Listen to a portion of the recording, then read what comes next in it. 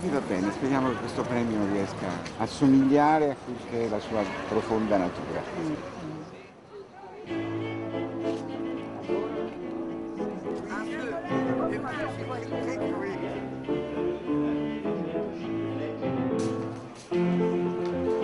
Io vorrei che cominciassimo proprio ascoltando dalla voce e dalla presenza diretta del Presidente Enzo Siciliano. Buonasera. Lei stamattina ha aperto il convegno su Garboli con una relazione che in gran parte è stata pubblicata anche da Repubblica, molto bella ma molto accorata. Perché è così pessimista, me lo faccio dire? Beh, quel che c'è sta sotto gli occhi, quel riscatto che in qualche modo, a mio vedere, la cultura repubblicana di questo paese aveva coagulato, cercava di coagulare. Nel giro di un decennio sembra andata dispersa.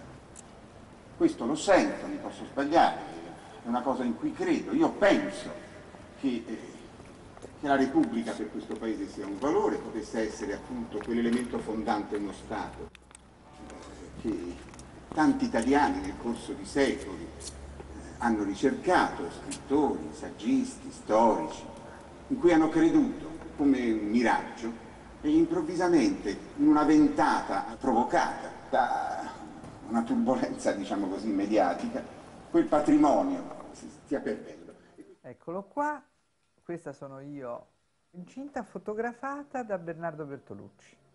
È bella, è una maternità perché poi c'è questo uovo che in realtà era l'uovo della lana dove io facevo il golfettino al mio bambino futuro. E qui c'è Enzo nella stessa situazione del tempo, fotografata sempre da Bernardo che pensa, medita sul futuro che si presentava talmente nuovo e oscuro. Eravamo felici ma preoccupati anche. Questa sono io, giovane mamma. Qui è Francesco che incomincia ad essere se stesso, cioè teatrale, esuberante, protagonistico, sempre in mezzo con i suoi riccioletti. E qui è Bernardo, che è diversissimo da Francesco, meno grande, di volume nella nascita, diverso anche fisicamente, vedi che non si somigliano granché. Qui sono i due fratelli belli ed adulti, si continuano ad amare e a proteggere a vicenda. Quindi c'è Francesco con Viola appena nata e la sua bellissima moglie Sabina. Qui è Bernardo con i suoi quadri più recenti, nel suo studio più recente a New York. Ho sempre letto nella tua scrittura un nudo più radicale della nudità, che sembrerebbe essere lo stile chiaro della tua scrittura, e quindi un taciuto poetico che per me sembra avere molto rapporto con la poesia, no? Più che con la semplice narrazione.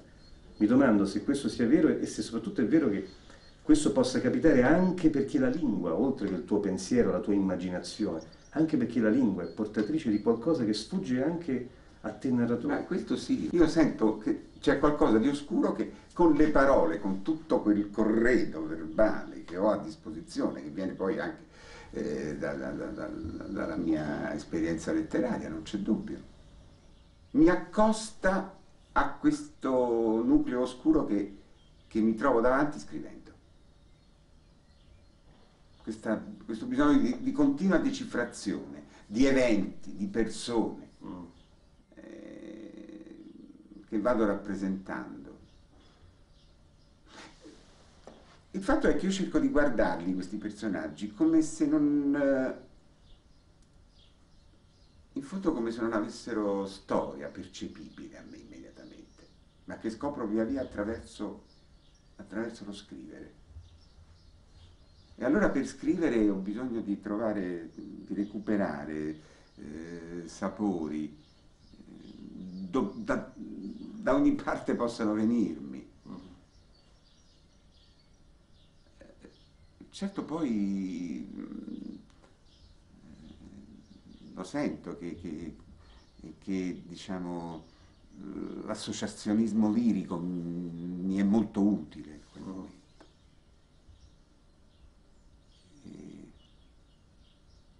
E forse così, è l'assedio di un lirismo costitutivo di me che sento e che cerco di vincere attraverso una narrazione. Insomma. Però hai sempre cercato e amato un elemento di chiarezza quasi joyciana, no? Ecco quelle cose che abbiamo citato, no? Questa brezza. Ma è Pound, sai. Che Pound? È stato molto formativo però per la me scrittura la lettura e la conoscenza dei cantos in un'età, in un momento della mia crescita che potevano essere tra i 18 e i 20 anni, insomma. Tu Proust l'hai studiato molto presto in realtà. Sì. Ne hai scritto pure molto presto.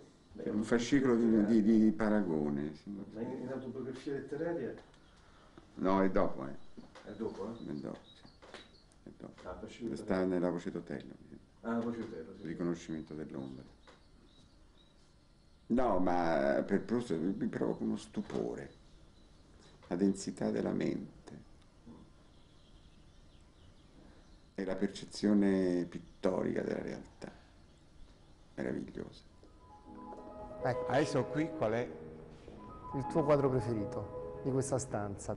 Ma la schiena di quella signora, di quel Manet è una cosa. Se tu prendi, non lo so, se tu prendi proprio la carne, la pittura di quella carne è qualcosa che passa al di là solo di una rappresentazione aneddotica. È molto bello capire come la pittura da questi esempi può passare a Picasso, al ritratto di Fernand con la mantiglia. Il quadro poi anche per tonalità molto vicino a quel Cézanne. Sì. Il ritratto dell'uomo con le braccia incrociate.